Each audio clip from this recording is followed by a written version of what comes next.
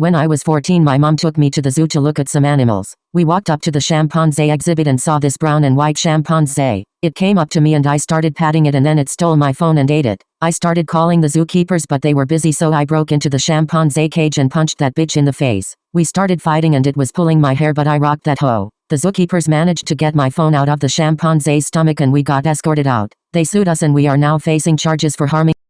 I wanted a pet so bad as a kid but my parents never let me get one. At my school we have a farm for students who take agriculture and I take that class. The chickens gave birth a day before so there was chicklets running around everywhere. I grabbed one and put it in my bag and then left. When school ended my mom came and picked me up and I was so excited to tell her the good news. When we got home and walked in the house I said, "Mom, guess what? We have a pet." She looked confused and I unzipped my bag and the chicklet was dead because it suffocated. My mom whooped my ass and now she's starting to think there's something wrong with me, lol.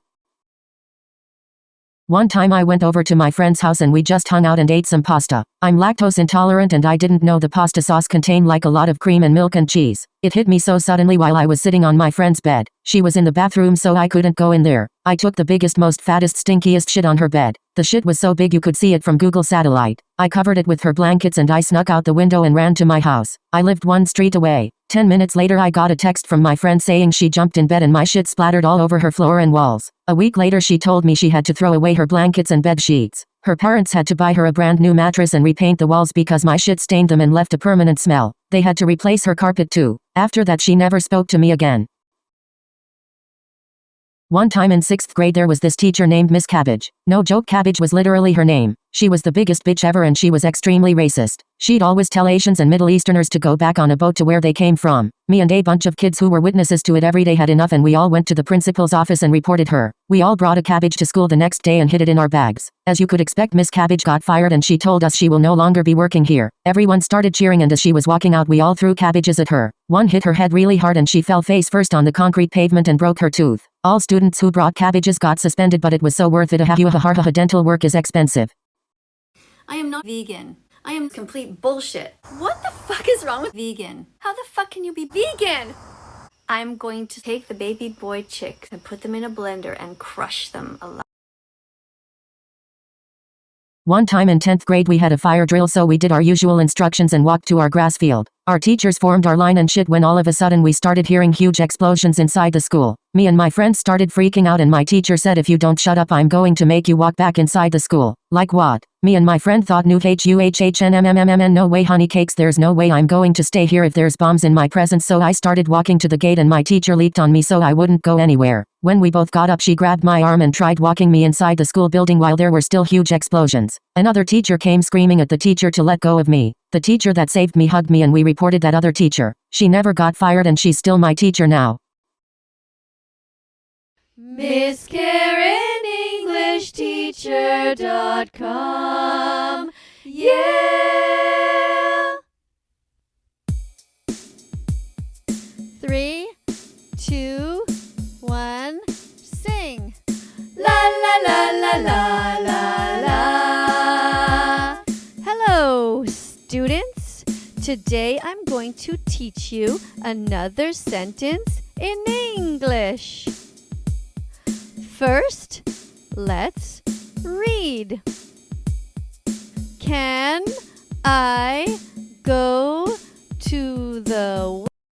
My grandma lives with us and she is extremely racist and she openly expresses it a lot. I didn't know how to tell her I had a black girlfriend, so I decided to invite my girlfriend over so my grandma will have a different opinion. Because my girlfriend is so sweet. Me and my girlfriend walked in and my grandma looked up and screamed so loud like.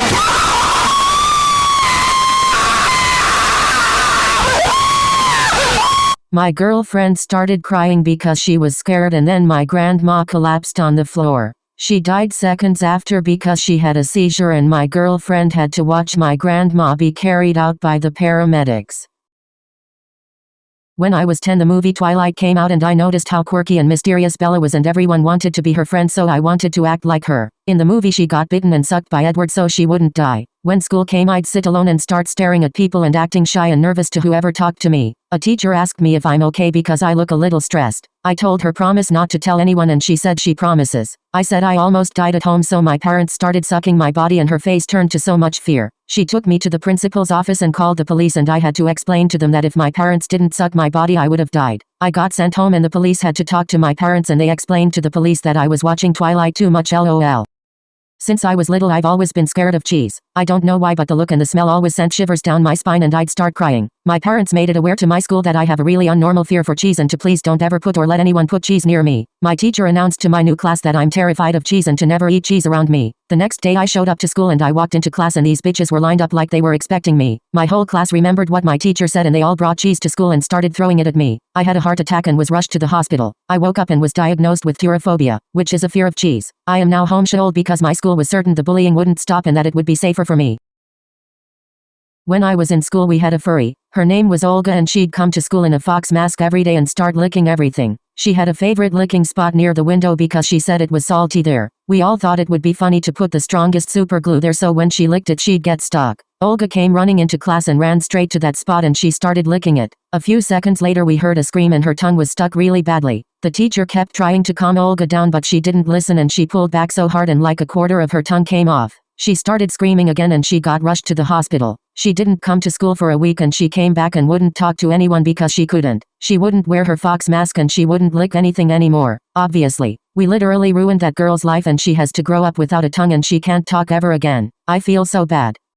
I live in an apartment building in the Bronx and there would always be this man, about 60 years old, standing outside his apartment door every time I came back from school with my mom next to me. He'd wave at me and smile then go back inside. It was very creepy to say the least, but I just thought maybe he's an old friendly man. Well, that was all about to change when one day I walked home by myself and as you expected he was standing outside his door and smiled and waved at me. He asked me, "Your mom isn't with you?" I said no, she has to work late tonight. He chuckled and walked back inside his apartment. I hopped in the shower as I always would after school and I heard these fuzzy muffled noises. That's the best I could describe it since the sound of the shower water was overpowering it.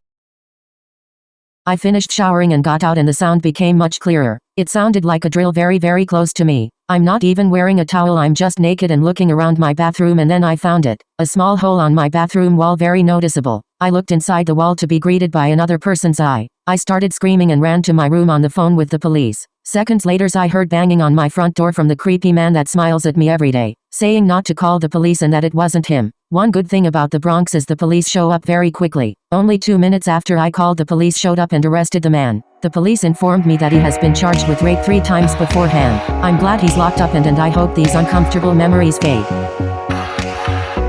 When I was a kid I would love to play hide and seek. I was 12 during this story and my brother was 10. We were home alone and decided to play a game of hide and seek. I hid and he counted. I decided to hide in my parents' closet and while I was in there I found some really cool stuff like old movies and shit. Until I found this one box. It had the weirdest looking toys in it and the box said adult in texture. I opened it up and found a bunch of huge pink sticky wobbly things and I called off the game of hide and seek and showed the box to my brother. We both grabbed the big pink floppy things and we were slapping each other with them. Our parents came home and walked in on me and my brother dildo slapping each other. My mom screamed and snatched the dildos from us and then gave us a bath after.